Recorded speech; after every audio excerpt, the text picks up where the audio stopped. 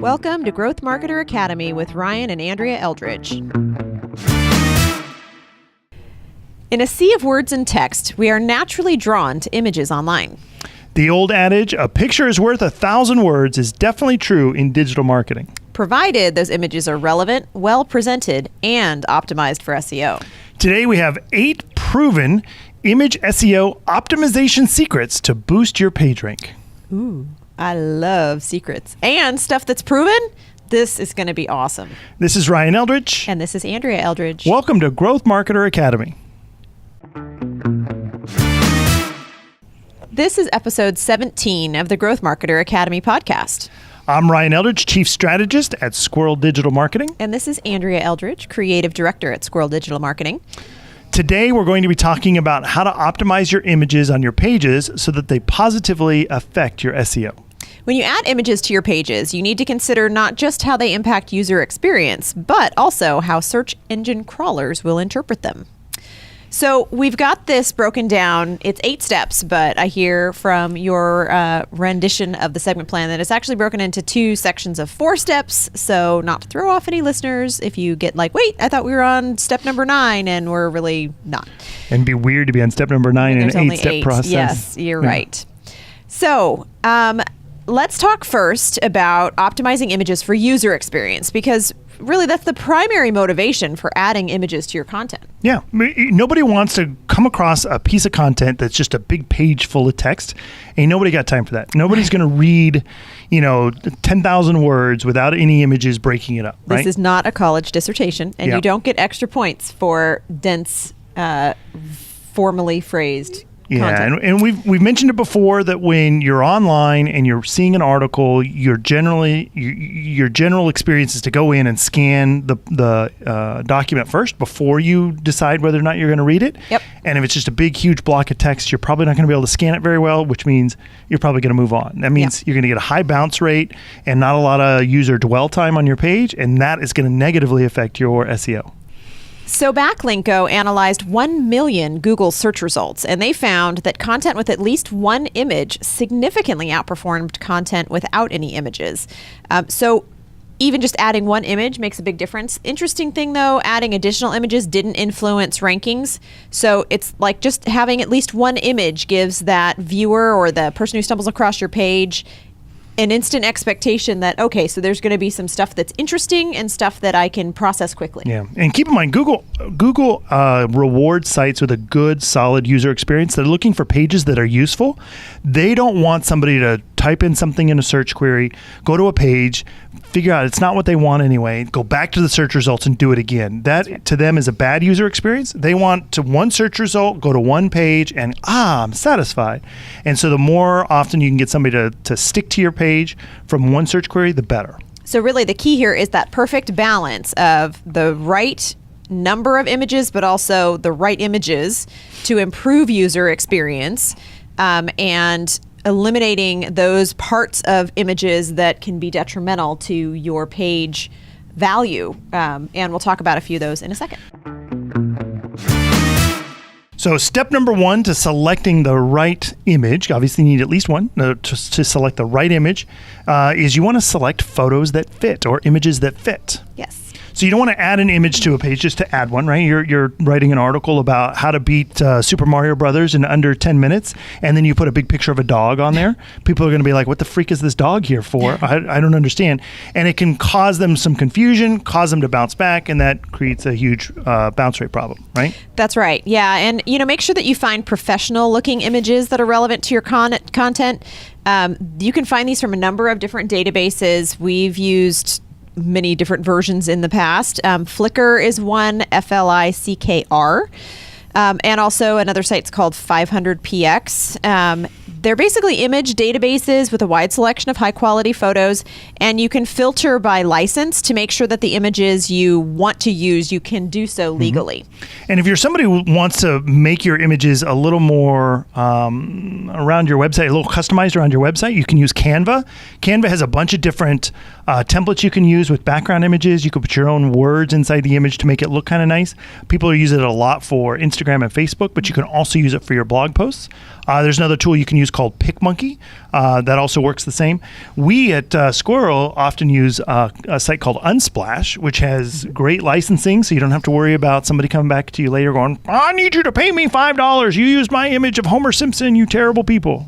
Right? I don't think you'll find any images of Homer Simpson on Unsplash, but yes, that's But you will on Squirrel. That's you got to hunt it down and you'll find it. I don't think you will there. It's either. on in the PR piece. And It's literally a picture of Homer Simpson. Yeah. Okay. Good to know. So thanks for calling that out so that we can, get contacted. It's a relevant image for that blog post. Perfect. Okay. So a tip here, though, is make sure that you avoid using those super obvious stock images. Those are super just terrible. Everybody recognizes them. It's better not to include an image at all than to use like some cheesy stock image. We actually included an example of a cheesy stock image on our show notes. Yes, of a random dude in a suit standing in front of some other dudes in suits standing around talking. Well, actually some ladies too. It's very clear that it's a stock image. Just, don't do it, people. Those have no real value when it comes to your blogs and or content. So once you've selected the right image, don't just slap it up there on your blog and go, we're complete. Instead, step number 2, you want to reduce the file size. And so any website these days that takes longer than 2 seconds to load, you're often going to get a bigger bounce rate. If you take a look at we have a graph on the show notes that shows the ranking of a page based on its load speed. Comparatively, yeah. So it's basically like for any given search results, how quickly the first returned result loaded versus as it went into like numbers 10 and further. And so the longer that it took the page to load, you can see really clearly on the graph, the further it drops in its search engine placement or search engine result page placement, SERPs. Yeah. So, and obviously images are going to be relatively graphic heavy. That means they've got more kilobytes in them, and that means it's going to take longer for it to load. So if you put a bunch of big images on your page, it's going to slow everything down, and then you're going to get dinged by Google for that. So what you want to do instead is reduce that image size as much as you can, and there's a couple of tools we recommend. One is called Image Optimizer. You can use that, and it'll reduce the size, or Compress JPEG. It's Compress JPEG. You can basically put those images in there, compress them, and then take a look at what the altered image looks like and make sure that it's not too pixelated or that the black suddenly doesn't look black anymore or whatever, and make sure that it's still a good crisp quality. Yeah, because sometimes compressing a file can make the image quality on your completed site page look poor, and then I don't think that's really worth the trade-off there. You kind of have to find that perfect balance. Yeah. And if you're using WordPress, you can use a WordPress plugin like Kraken Image Optimizer, or I love this one, WP Smoosh. Smoosh. WP Smoosh. Your images. Smoosh them. Anyway, what those will do is those will also reduce the kilobits of the image size. That way it'll load faster. Perfect. Step number 3, include social sharing options. So this is really helpful when it comes to getting your image more visibility, more traction. People these days, if they're going to share your content, are going to do so because you have an image that they're more interested in sharing with their friends or followers. It's really not as common for somebody to take a text-only blog post or a text-only content piece of any nature and share that unless they're like snipping just a quote from it. Again, people are really drawn to images. It's something that stand out to us, and that's more likely to be shared. In fact, GoGolf, which is a Dubai-based web design company, found that the bulk of shared content on social networks is images. So pictures were shared 43% of the time versus opinions that was only 26%. And frankly, I've used social media, and that was shocking, that statistic there, that people put pictures on more than opinions. But just kind of interesting to keep in mind that if you're going to include images, make it really easy for people to share the image itself by including a link to be shareable on the image itself. It's also how you build the page itself. You can get certain plugins on WordPress or whatever landing page service you're using that will format the page when it is shared, so that way the image is part of the shared section, right? So it's you create the snippet directly in the plugins. That way, if somebody clicks, oh, I'm going to share this to Facebook, it's not just text and a headline, and that's all they get. It actually will format the picture exactly the way you want it, so that way it looks a little nicer. And I would say here that you want to make sure and tie this to your most relevant image. So if you've got, a post with some funny little cartoons that you just thought were, fun to include and relevant in context, but you've got one image that really kind of summarizes your post better than others, go with the summary image. So this is actually, we included an example in the show notes of a site that did this relatively well. That was Design Bloom, and they basically took one of their really nice images. It's a floral design company, and so it's got a really well laid out image that includes something relevant to their site, and they put their social share options right on the image itself, so it was easy for the viewer to just click right on the image and actually choose to share to whatever site they wanted to share to. Yeah, and obviously encouraging your users to share images will attract more users, which means more traffic, which means that you get higher rank and a boost in your SEO, especially if those people stick around for a little while on your page. And also an image will increase the likelihood that your post gets wider distribution for those same reasons. Mashable actually found that tweets using pictwitter.com, which is, I guess, the way to attach images in Twitter, were 94% more likely to get retweeted than those without an image. So that's like huge. If you feel like Twitter is a way to reach your audience, you're going to want to make sure that you include images and that you include them properly. Step number 4 for optimizing images for user experience is host images on your own servers. I know that it's really, really tempting to host your images, particularly because of their file size, somewhere else other than on your own site. I know there's a number of benefits here. You can serve your own storage space. You might be able to opt in for a lower price site hosting. It's tempting, particularly with some of these image sharing communities that are really popular, like Imager and Postimage. They have like 1.5 million images on these hosting sites. And so you know that the users already trust the platform. So again, I can get why it would be really tempting. Yeah. But it is risky. It puts your image at the mercy of another site's priorities. So if, that site takes the image down, if it reduces the file by compressing it because it's too large, all of these things affect how that image appears on your page. And that can cause you to get a broken link. It can cause you to have the image appear pixelated. And all of this is stuff that, particularly if it's on a post that you posted and you looked at and you said, okay, everything's great, work complete. And then you don't come to that page again, but you still have people linking to it or visiting it for, good reasons. Yeah. If that image in the future gets affected, it's going to affect the entire user experience on that page. Yeah. And they can even, you were talking about moving the image. If they do several redirects and takes forever for that image to load, it can really slow down your page's load time, which then affects your SEO. And there you go, you're right back to it again. So we recommend that you host the images on your own site, so that way you can keep control of them. Also, so you don't have to worry about somebody replacing the image with something else that's not relevant. So all of a sudden you're reading this thing about ice cream and all the greatest flavors they have at 31 flavors. And you're like, oh, this is really great. And then all of a sudden, bam, there's a picture of like something completely irrelevant. Yes. And you're like, whoa, I didn't expect that.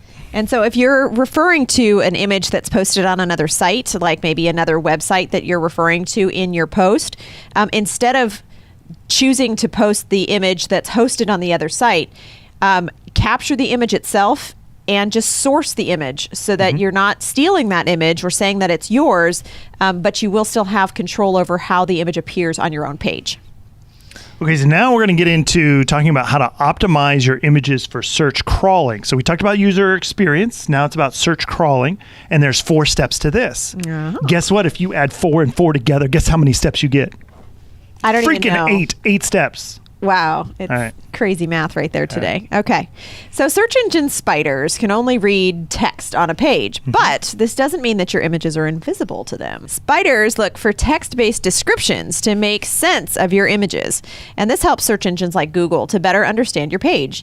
And it also allows for your images to show up on searches made using the Google Images tab, which then it can allow people to click the image and link to your actual source material. So step number one for optimizing your images for Google crawler or search engine crawlers is include keywords in your image names. Now, a lot of times what we'll do is we'll source a bunch of images, we'll go to Unsplash or we'll go to Flickr, we'll find some images, and then whatever our computer saves that image name as, that's what we just use on the blog post. We just don't even care. Whatever that file name is, it doesn't matter. Well, it actually does matter because Google is using the name of the file to sort of describe what the image is. It's just one of the factors that they're using. And if you go to Google's image publishing guidelines, which we'll link to in the show notes, you can read it in there. And they say that you want to include at least one keyword in the image to kind of describe what it is. Don't bother with words like a or the, like a puppy doing the thing, whatever. Yeah. You could just say it's puppy fetching toy, right? You don't need to make it like perfect English.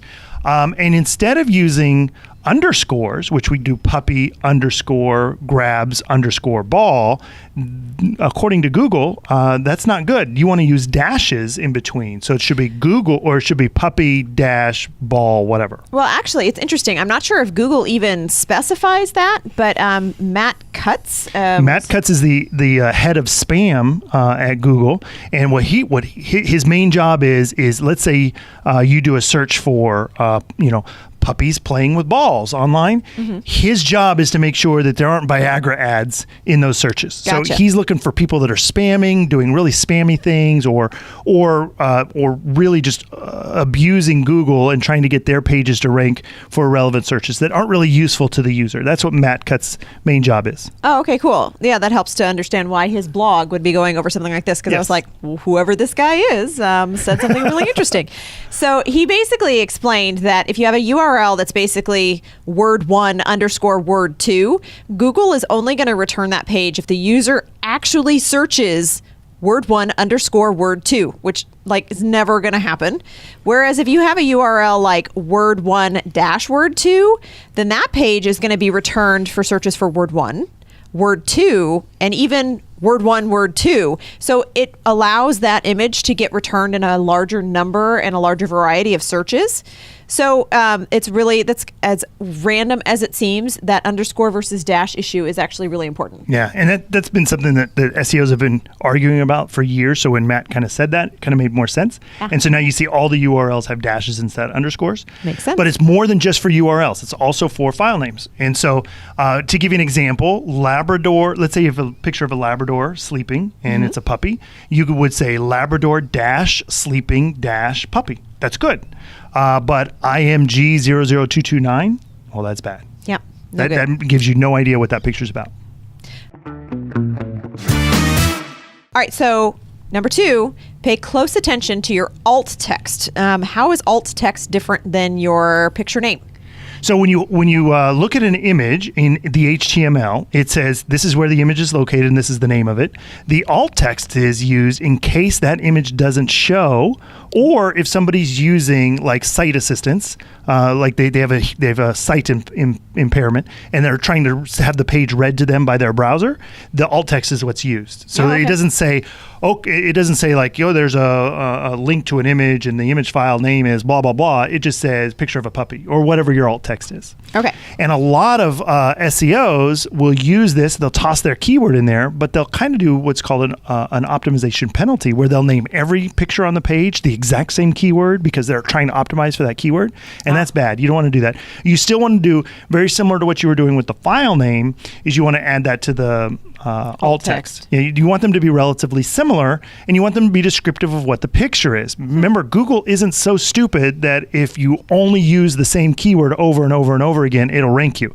What they're looking for is LSI. They're looking for other words that would normally surround that keyword in order to consider its relevance. So if you're talking about puppies and puppy training and things like that, and you have a picture of a puppy sleeping, Google goes, oh, that makes sense. That makes sense for that to be on the page. But if every image on your page is called puppy training, they're going to be like, no, that's BS. Not every image is puppy training. Exactly.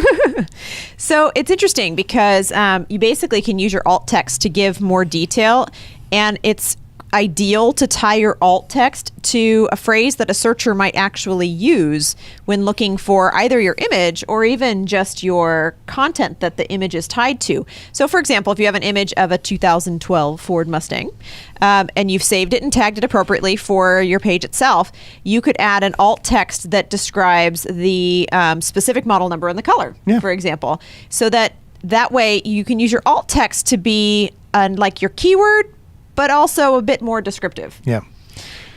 And in the show notes, we're going to include an image with some alt text for our, apparently favorite example, this segment, which is the sleeping puppy example.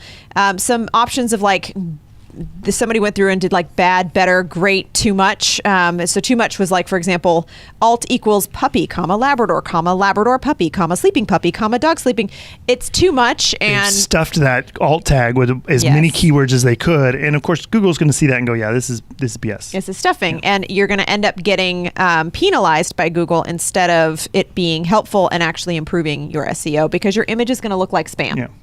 And I think I said it before, but just to clarify, when the image doesn't load on your page for whatever reason, because of poor internet connection or because the image link was broken or whatever, you'll get this alt text will actually show on the page instead of the image. That's why it's called alt text, alternative text to the image. Oh, and sense. So if you say something in there that means absolutely nothing or is completely ridiculous or non-descriptive, or isn't a really helpful user experience because it's just a bunch of words delineated by commas.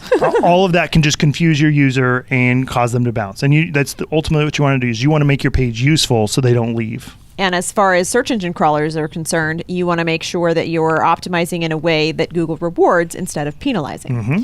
Another thing, just kind of more for user experience, since we mentioned it, was while you're in there, add a title tag to your image as well. It's not going to have a direct impact on your SEO, but it does improve user experience because it lets that user hover over the image and see more information about it, which I know I like to do sometimes.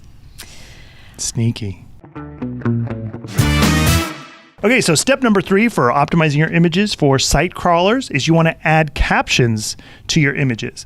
Now, a caption obviously is just a little short bit of text that you put below the image and kind of explains what was in there. Mm-hmm. People tend to scan a page rather quickly than read it, and captions kind of allow them to gain some relevance between why is this image here and what is the point of that. I know when I look at pages, I'll look at the headlines, then I'll look at the subheadlines, and then I'll look at the images, and then I often, if there's a caption, read what that caption is, because usually the caption is describing some complex thing they're talking about in the article, and they're using the image to make it a little easier to understand. Yeah, it's like a summary text. In fact, according to Kissmetrics, on average, captions are 300% more likely to be read than the copy of your main body. So this text is like really important. Mm-hmm. And I know we're talking about it from a context of site crawlers, but obviously it also has a big impact on user experience. Yeah. But the warning is you don't want to get carried away. If every image on your page, let's say you got 10 images on your page and all of them have captions, that's just a little too much. Nobody's going to read all of those captions. All right, so step number 4 for optimizing your images for SEO crawlers would be create image sitemaps. Now, at this point, you've probably gotten at least somewhat familiar with a sitemap for your site itself. And that's basically a file where you list all the pages that make up your website. It makes it easier for search crawlers to know the basic structure of your site and what pages to prioritize. They use this when they're crawling your site. It helps them to better understand your page. By them, I mean the crawlers. And it helps you organize your site so that it makes it a little bit more user-friendly, because you can, if you use a sitemap, kind of quickly see that things are going off on these weird branch trees that don't make a lot of sense, or maybe you're spending a little too much time in content that is irrelevant to your core goal. So we include in the show notes an example of what a sitemap can look like. But the interesting thing is that sitemaps don't only explain the structure of your site. You can actually create a separate XML sitemap just for your images, where you'll add metadata information about your images, stuff like subject matter, image type, geographic location, and its licensing rights. And this basically is helpful because it lets you basically talk to the search engines and tell them exactly what you want to be indexed. And it increases the likelihood that your images will be found, particularly those that might otherwise have been lost, such as things like images that were loaded by JavaScript code. So, and we include a sample of what an XML sitemap could look like, just for, a random code snippet. So you can see what that means when you're creating an image specific sitemap. It seems hard, particularly for someone like me who is not a coder, but you tell me that it's not that hard because you can use a tool. Yeah, so you can use a tool like XML Sitemap Generator. It's free and pretty straightforward and easy to use. Free is my favorite, by the way, if you haven't heard that already. There's an online generator and a WordPress plugin, and there's also a Windows download, so it's fairly easy for you to just launch it and get it done. If your site is built with a CMS like WordPress, you can check out plugins like Yoast SEO. It'll generate a sitemap for you automatically and an image sitemap separately. So some last notes about images now that we've gone over our 8 steps for optimization. Or 4 plus 4 steps. Yes, 4 plus 4 steps. So some last notes to keep in mind. Images, they have a ton of benefits. You can break down large chunks of text to improve readability. You give readers a mental break so that it doesn't feel so overwhelming for them to just kind of process sentence after sentence of just straight text data. And it also makes your content more engaging and easier to digest. But according to Raven Tools, 78% of all SEO issues stem from images. I mean, that's huge. Dude. So overlooking image SEO is a huge mistake. So every image you add should have a definitive purpose and improve the user experience. Then make sure that search engine crawlers can understand exactly what they're looking at. Only by optimizing for both the user and search engine crawlers will you be able to gain maximum SEO boost for your images. Pretty interesting info today, if I do say so myself. It's because you probably wrote it. Yeah, maybe. So, some of it, yeah. All of it, but yeah. Looking at all these common site elements and helping site crawlers to better understand your site and pages is what on-page SEO is all about. To check out the show notes, which I know we referred to a lot again in this episode, and see links to the resources we talked about today, head over to growthmarketeracademy.com. And if you're finding our podcast useful or helpful or cool, make sure you rate us on whatever platform you're listening on, or better yet, leave us a review. Reviews are awesome. Oh, and make sure that you subscribe so you don't miss next week's episode when we'll be talking about how you can use reviews to dominate local search results. Dominate. I know, it's your favorite word. I'm Ryan Eldridge. And I'm Andrea Eldridge. Thanks for tuning in to Growth Marketer Academy. You realized you just did that all over the video and the text for that last section. You were like flailing your arms about because you had to throw the ball just at the last minute. It's okay. All right, whatever. Oh my. This has been Growth Marketer Academy with Ryan and Andrea Eldridge.